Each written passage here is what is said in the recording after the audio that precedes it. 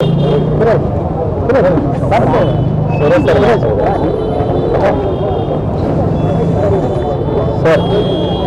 ಹಿರಿಯ ಕಲಾವಿದರು ಒಡನಾಟ ಜರ್ನಿ ಸಾಕು ಬಂದಿತ್ತು, ಹೆಂಗೆ ಅನ್ಸುತ್ತೆ? ನಾವೆಲ್ಲ ಕಲಾವಿದರು ಒಂದಾಗಿ ಬರ್ತಾ ಇದ್ರು. ಅವ್ರು ಹೇಳ್ಬೇಕು ಅಂದರೆ ಭೋಜನ ಪ್ರಿಯರು. ಊಟ ಅಂದರೆ ಮೊದಲೇ ಅಲ್ಲಿ ಊಟ ಮಾಡೋಣ, ಅಲ್ಲಿ ದೋಸೆ ತಿನ್ನೋಣ, ಅಲ್ಲಿ ಹೀಗೆ ಬರೀ ಊಟದ ವಿಷಯನೇ. ಮುಂದೆ ಯಾವ್ದಾದ್ರು ಊರಿಗೆ ಹೋಗ್ತೀವಿ ಅಂತ ಅಂದರೆ ಆ ಊರಲ್ಲಿ ನಿಲ್ಲಿಸ್ಬಿಟ್ಟು ಅಲ್ಲಿ ಬೆಳೆ ದೋಸೆ ತಿನ್ಕೊಂಡು ಹೋಗೋಣ, ಹೀಗೆ ಪ್ರತಿಯೊಂದು ಹೇಳ್ತಾ ಇರೋದು. ಅದನ್ನು ಕೇಳ್ತಾ ಇರೋದು.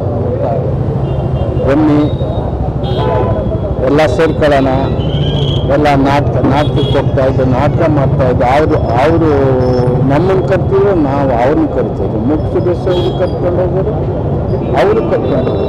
ಹೀಗೆ ನಾವೆಲ್ಲರೂ ಒಂದು ಲವಲವಿಕೆಯಿಂದ ಆನಂದವಾಗಿ ಇಡೀ ಉತ್ತರ ಕರ್ನಾಟಕ ಎಲ್ಲ ಕಡೆ ಸುಟ್ಕೊಂಡು ಬಂದ್ರು. ಅದು ಮರೆಯೋಕ್ಕಾಗದೇ ಇರ್ತಕ್ಕಂಥ ಒಂದು ದಿನ ನೆನಪುಗಳು.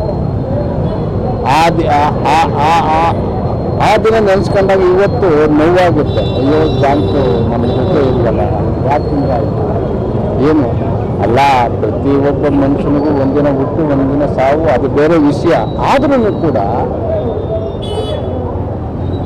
ಹಿಂಗಾಗಬಾರ್ದಾಗಿತ್ತು. ನಿಜಕ್ಕೂ ಅವ್ರ ಕುಟುಂಬದವ್ರಿಗೆ ಮನಃಶಾಂತಿ ಸಿಗಲಿ, ದೇವರೇ ಧೈರ್ಯ ಕೊಡಬೇಕು. ಎಲ್ಲರಿಗೂ ಪ್ರತಿಯೊಬ್ಬರಿಗೂ ದೇವರು ಧೈರ್ಯ ಕೊಡಬೇಕು. ಆ ಧೈರ್ಯ ಕೊಟ್ಟಾಗ ಬಾಳಕ್ಕೆ ಸಾಧ್ಯತೆ, ಬದುಕೋಕ್ಕೆ ಸಾಧ್ಯತೆ. ದೇವರು ಒಳ್ಳೇದು ಮಾಡಲಿ. ಎಲ್ಲರಿಗೂ ಧನ್ಯವಾದಗಳು.